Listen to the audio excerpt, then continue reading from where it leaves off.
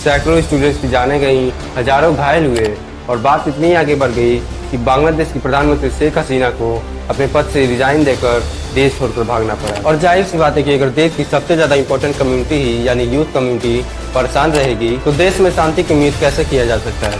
और भारत में भी युवाओं की स्थिति कुछ ज्यादा अच्छी नहीं है। यहाँ के प्राइवेट स्कूल, सरकार और इनके भविष्य बनाने का दावा करने वाले लोग यानी कोचिंग इंडस्ट्री इनका कम शोषण नहीं कर रहे हैं। लेकिन कोई बात नहीं, पाप का घड़ा भले ही बढ़ता धीरे धीरे लेकिन फूटता एकदम से है।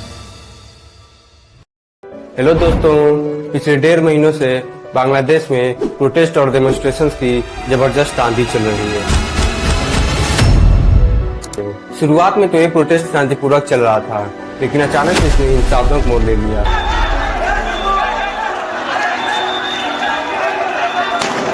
सैकड़ों स्टूडेंट्स की जाने गई, हजारों घायल हुए और बात इतनी आगे बढ़ गई कि बांग्लादेश की प्रधानमंत्री शेख हसीना को अपने पद से रिजाइन देकर देश छोड़कर भागना पड़ा। ये प्रोटेस्ट स्टूडेंट्स द्वारा लीड किया जा रहा था, जिनका डिमांड था कि देश की सरकारी नौकरी में लगे इस कोटा सिस्टम को हटाना और मेरिट के बेसिस पर नौकरी देना।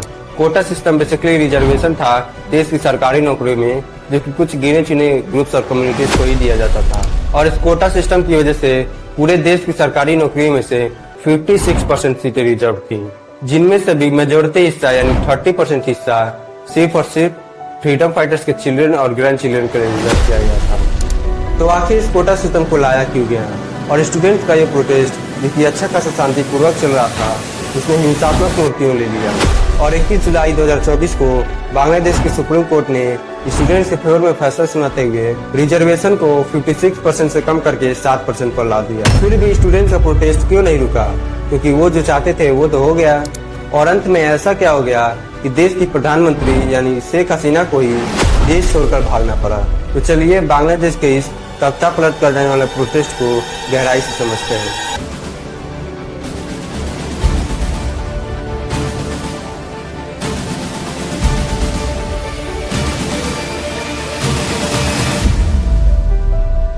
तो 5 जून 2024 वहाँ के हाई कोर्ट का एक फैसला आता है, जिसमें कोटा सिस्टम जिसे 2018 में शेख हसीना की सरकार द्वारा रद्द कर दिया गया था, उसे फिर से लागू कर दिया जाता है। और कोर्ट के इस फैसले से वहाँ की जनता, स्पेशली नौजवान, बहुत ही ज्यादा ऑफेंडेड हो जाते हैं और सरकार से इस फैसले को हटाने की डिमांड करने लगते हैं। और इसके कारण 1 जुलाई से स्टूडेंट्स का प्रोटेस्ट शुरू हो जाता है, जो आगे चल के और भी भयानक रूप ले लेता है।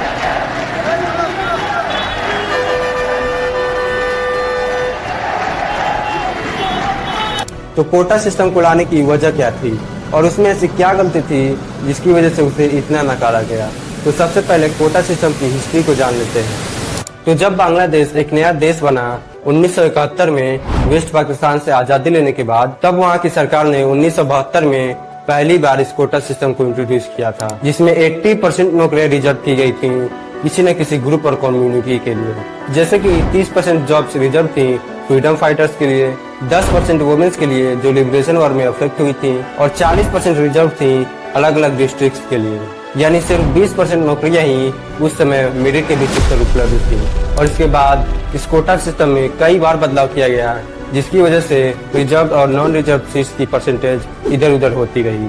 और अंत में 1985 में इसमें एक मेजर बदलाव किया गया था, जो कि अब तक चल रहा है और जिसकी वजह से ये प्रोटेस्ट हुआ। और उसमें देश की कुल सरकारी नौकरियों में से 55% नौकरियां रिजर्व कर दी गई थी। 30% फ्रीडम फाइटर्स के लिए, 10% वुमेन्स के लिए, 10% बैकवर्ड डिस्ट्रिक्ट के लिए और बाकी 5% माइनॉरिटीज के लिए। और 1997 में जब फ्रीडम फाइटर्स के कोटा वाले एप्लीकेंट्स की संख्या कम होने लगी, तो गवर्नमेंट ने इसे एक्सटेंड कर दिया फ्रीडम फाइटर्स के चिल्ड्रंस के लिए भी। और 2010 में तो इसे और एक्सपेंड करते हुए ये कोटा उनके ग्रैंड चिल्ड्रंस के लिए भी एक्सटेंड कर दिया गया।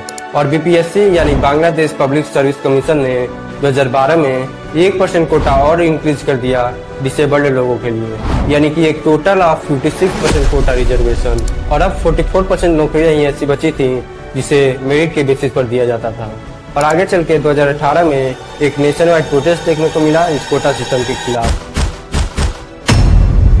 तो गवर्नमेंट ने प्रेशर के चलते इसे खत्म भी कर दिया और स्टूडेंट बहुत खुश भी हुए। लेकिन 5 जून 2024 को हाई कोर्ट ने फ्रीडम फाइटर्स के वंशजों द्वारा पिटीशन फाइल करने पर यह फैसला सुना दिया कि 2018 का सर्कुलर इलीगल था, यानी अब कोटास को फिर से रीस्टैब्लिश किया जाएगा। और यही डिसीजन वो स्पार्क बना जिसकी वजह से ये प्रोटेस्ट शुरू हुआ और जिसने सरकार का तख्ता पलट कर दिया। तो चलिए अब जानते हैं कि इस पूरे प्रोटेस्ट के दौरान क्या क्या घटनाएं घटी।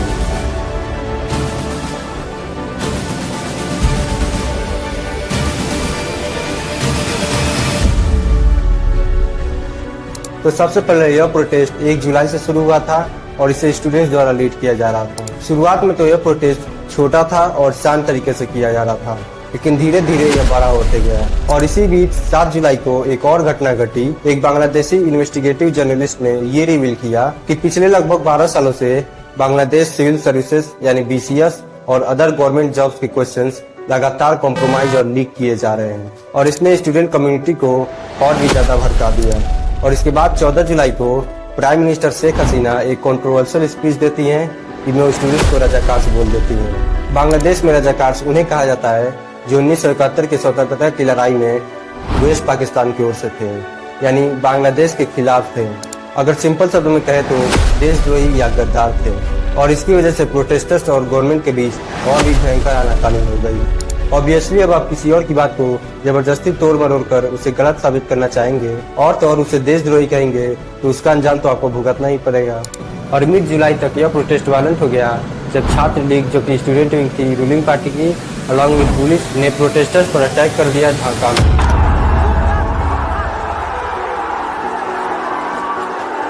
और सिचुएशन को मैनेज करने के लिए गवर्नमेंट ने कर्फ्यू इम्पोज कर दिया और आर्म फोर्सेस को भी कंट्री में तैनात कर दिया।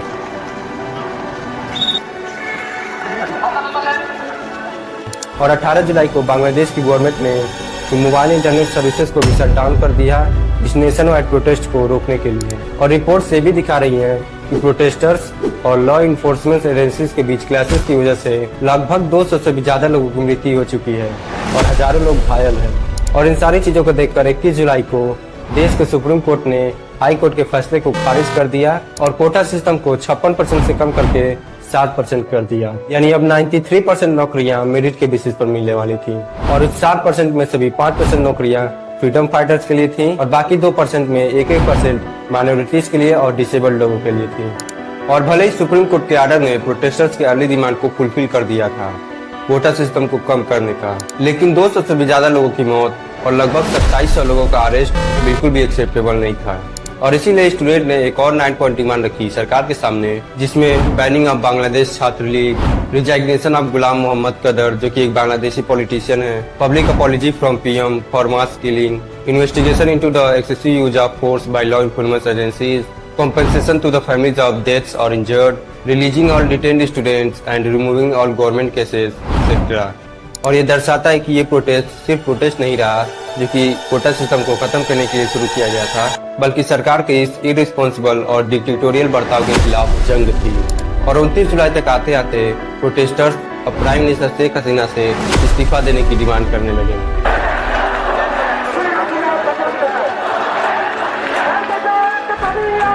और इसके बाद 4 अगस्त को हजारों की संख्या में Bangladeshi protester central square Dhaka में जमा हो गए मास प्रोटेस्ट के लिए, और जिनका डिमांड था शेख हसीना का रिजाइग्नेशन।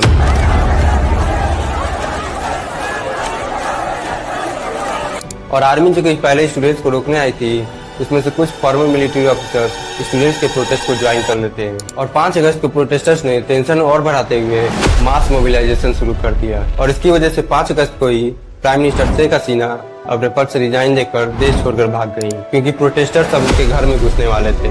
और शेख हसीना के जाते ही प्रोटेस्टर्स ने उनके घर को पूरा कब्जा कर दिया।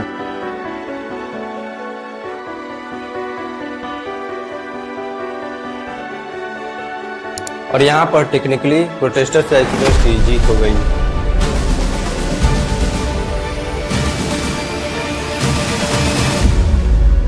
और एक्सपर्ट्स ये भी बता रहे हैं कि ये प्रोटेस्ट सिर्फ और सिर्फ कोटा सिस्टम की वजह से नहीं हुआ। इसके पीछे कई इकोनॉमिक और पॉलिटिकल कारण बताई जा रही हैं जो पिछले कई सालों से एक्यूमुलेट हो रहा था। और अंत में इसके फटने का रिजल्ट ये प्रोटेस्ट हुआ, जिसमें से पहला कारण ये था कि लोगों को लगने लगा था कि इस फ्रीडम फाइटर्स वाले कोटा को लाया इसलिए गया था ताकि वो अपने पार्टी यानी अवामी लीग के लॉयल लोगों को गारंटीड जॉब दे सके। और इस पे और घी डालने का काम किया राइजिंग इन्फ्लेशन ने, स्ट्रगलिंग जॉब मार्केट ने और करप्शन ने। और जाहिर सी बात है कि अगर देश की सबसे ज्यादा इम्पोर्टेंट कम्युनिटी ही यानी यूथ कम्युनिटी परेशान रहेगी तो देश में शांति की उम्मीद कैसे किया जा सकता है। और ऊपर से भी आप इतना खुल्लम खुल्ला भेदभाव करेंगे अपने पार्टी और अन्य लोगों के बीच तो सरकार तो गिरेगी ही। और भारत में भी युवाओं की स्थिति कुछ ज्यादा अच्छी नहीं है। यहाँ के प्राइवेट स्कूल्स, सरकार और इनके भविष्य बनाने का दावा करने वाले लोग यानी कोचिंग इंडस्ट्री इनका कम शोषण नहीं कर रहे हैं। लेकिन कोई बात नहीं, पाप का घड़ा भले ही बढ़ता धीरे धीरे हो लेकिन फूटता एकदम से है और भारत में भी ये जल्दी ही फूटेगा। और एक और कारण ये बताया जा रहा है, ये सरकार जो कि लगातार 4 बार पावर में आ गई थी उसने ऑटोक्रेटिक टेंडेंसी दिखाना शुरू कर दिया था। एग्जाम्पल के लिए harassment and detention of activist, opposition leaders and human right defenders, यानी अब सरकार अपने खिलाफ किसी भी प्रकार के क्रिटिसिज्म को बर्दाश्त नहीं कर सकती थी। यहाँ तक कि अगर सरकार को कोई क्रिटिसाइज कर दे तो उसे क्रिमिनल समझा जाता था, जिसमें सटायर और सोशल मीडिया पोस्ट तक शामिल थी। सटायर मतलब व्यंग होता है, आप उसे एक प्रकार का जोक मान सकते हैं। तो अब इन सब के बाद आगे क्या हो सकता है, अब ये तो बताना बहुत ही ज्यादा मुश्किल है क्योंकि सिचुएशन अभी बहुत ही ज्यादा वोलेटाइल है। लेकिन ये तो है कि हसीना के डिपार्चर के बाद प्रोटेस्टर्स और स्टूडेंट्स में बहुत ही ज्यादा हर्षोल्लास है। और प्रोटेस्टर्स के लीडर्स का तो बिल्कुल क्लियर विजन है एक इंक्लूसिव, करप्शन फ्री और डेमोक्रेटिक गवर्नमेंट को फॉर्म करने का। और उन्होंने एक लिस्ट भी दिया है उन कैंडिडेट्स का जिन्हें वो इंटरिम गवर्नमेंट में देखना चाहते हैं। इंटरिम मतलब होता है शॉर्ट टर्म या छोटे समय के लिए।